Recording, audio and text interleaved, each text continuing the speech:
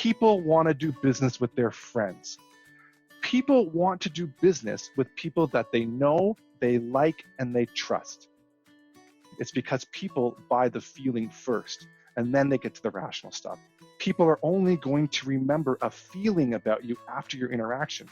Every communication style, every personality here, all of you can be totally likable by others just by doing the exact same things that you have said you like in them. By far, the number one skill in networking is listening. As a business professional, you have 3 inevitabilities in your life: death, taxes, and networking. If you want to be someone who's interesting, if you want me to think you are interesting, you have to be interested in me. If you go around asking for a job, you're going to get advice instead. But if you ask for advice, sometimes you're going to get a job. Talking to a business person is about the same level of difficulty as keeping a balloon in the air.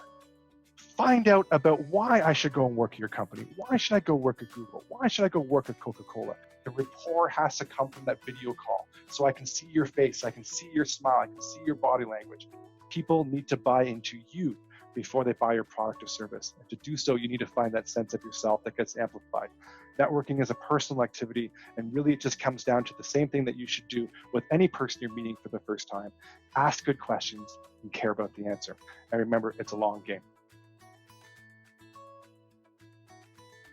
You want to have presence, you want to establish credibility, and you want to earn and enhance influence. The only thing that you really want to keep at least a couple of years is your profile photo.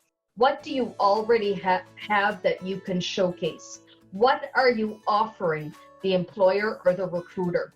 What words stand out for you? What are you really good at?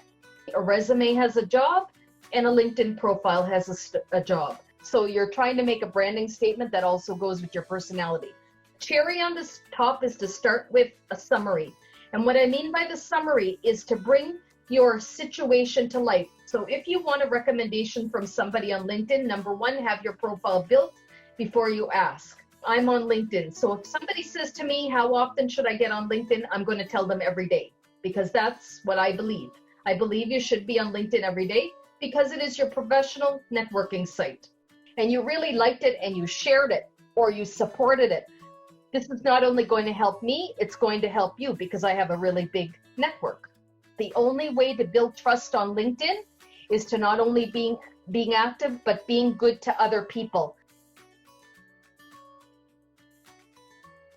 There's no specific definition of success. Success, to you might not be the exact same thing as success to somebody else.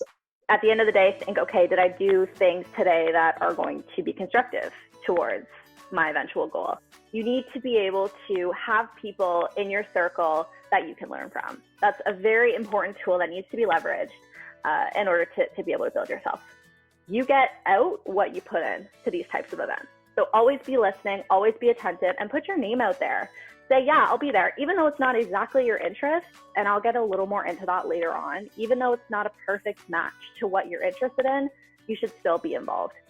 Learning from your mistakes is one of the greatest things that you can do. A lot of people beat themselves on their failures. And I think it's okay to do that originally. And, it is fine to be frustrated and upset with yourself, but you can't just let that define you and define who you are and think, well, I failed, so clearly it's not for me. It's all right. And in first place in the accounting category, who will be taking home a prize, is Fadil Sheikh. So congratulations, Fadil, on your victory. Finally, at first place, taking home the prize of a $25 Uber Eats gift card, is Derek T. Congratulations, Derek. And clapping. Okay. And in first place, we have Wendy C. Congratulations. Ooh. And the winner of the INT category with first place is the team of Serena Badeau and Rahul Balakrishnan. Thank you guys all so much. Please stay tuned on our social media platforms for our next events and endeavors, and enjoy your Saturday evening.